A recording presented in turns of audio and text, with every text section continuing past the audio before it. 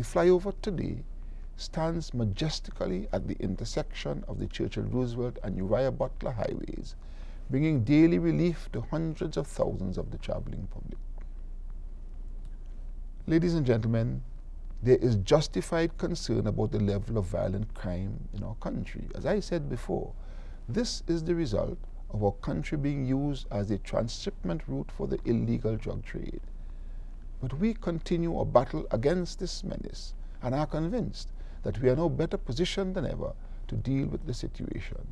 You will see the results as you have seen the drastic decline in kidnappings. In short order, you will also see the appointment of a commissioner of police with supreme authority. We have strengthened the police service in many ways, including improved management, additional personnel, skills development, a better working environment, and new technology and equipment, including radar and high-speed patrol boats for surveillance of our coastline in our fight against the drug trade. With increased mobility and visibility, we know that citizens' confidence will be regained slowly. I now turn to yet another question, that is, the crucial matter of trust. I feel certain that your trust in the PNM has significantly increased with the vast improvements we have brought to our society over the last 9 years. I am sure you recognize the unprecedented strides made in education and training, empowering young people for individual fulfillment and contribution to the development of the society. We've had a 500% increase in attendance at tertiary institutions since 2001.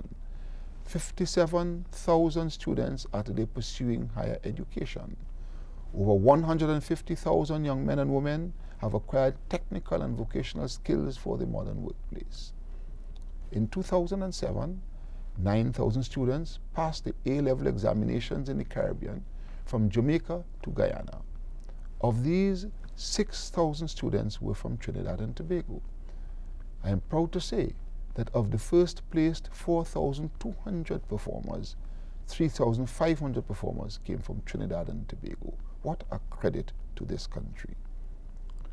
The free medication, which more than 600,000 people received through the CDAP program for 11 common ailments, the more than 20,000 affordable homes in which thousands of families now happily live as new homeowners, the increase in the senior citizens grant 3 times in the last 5 years, the most recent increase being to $2,500, the reduced rate of personal income tax to a flat rate of 25%, and the increase in the personal allowance to $60,000 per annum, freeing 300,000 income earners from paying income tax and giving you more available cash in hand.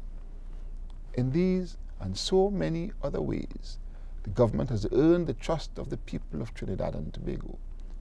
On the other hand, when those opposing us were in power, they left you with less than 500 houses built, schools in unsatisfactory conditions and locations, elitism in access to tertiary education, the termination of major social programs such as the Civilian Conservation Corps, which put thousands of young people out of work, the destruction of the on-the-job training program to the detriment of thousands of young people, and the Piaco airport scandal and other acts of malfeasance for which 6 of their cabinet ministers are now facing charges before the courts of law. Nothing they have said so far suggests that will not continue the underachievement during their last stint in governing the country. Ladies and gentlemen, my administration is committed to integrity in public life. As soon as apparently serious allegations were made, we appointed the necessary commissions of inquiry.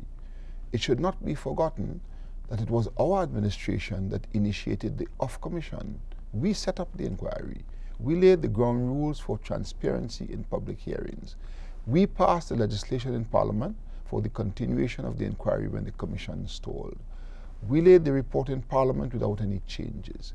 We sent copies to the Director of Public Prosecutions and the Commissioner of Police for action as may be deemed necessary. That is our commitment to morality in public affairs. Integrity is of paramount importance. No breach of the laws of this country for personal gain will be countenanced, Allegations of misconduct in public affairs will be investigated.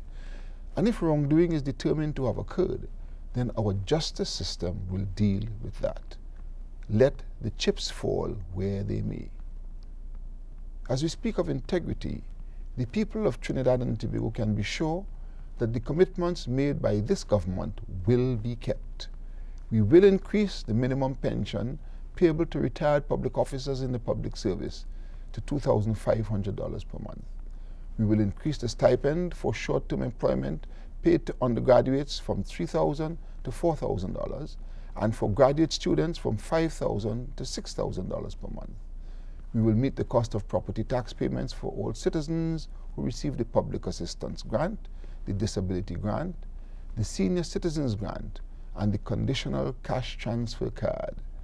And we will decide how to specially treat with property tax payments for retirees 60 years and over who receive an annual income of $60,000 or less. My fellow citizens, I have put before you some of our achievements and what we intend to accomplish in a new term. We have elaborated on these and so many other issues during this very intense campaign. We've considered this to be our inescapable responsibility in our bid to be re-elected to office. We are quite satisfied that we have made a strong case for the continuation of the People's National Movement in office. We know that you will give us serious consideration and exercise the required discernment in making your decision, and that in the final analysis, Trinidad and Tobago will once again emerge victorious. We ask for your vote, therefore, on the basis of PNM's philosophy, values, principles, and programs. We ask for your vote on the quality of our team of candidates, its mix of men and women, experience and youthfulness, enthusiasm and commitment, representing the diversity of our heterogeneous society. We ask for your vote on our proud political history of 54 years of experience in governance. We thank you for your focus and participation in the campaign, and I congratulate you on ensuring the triumph of democracy in our beloved nation. Thank you very much, and I wish you a very good night. May Almighty God continue to bless our nation.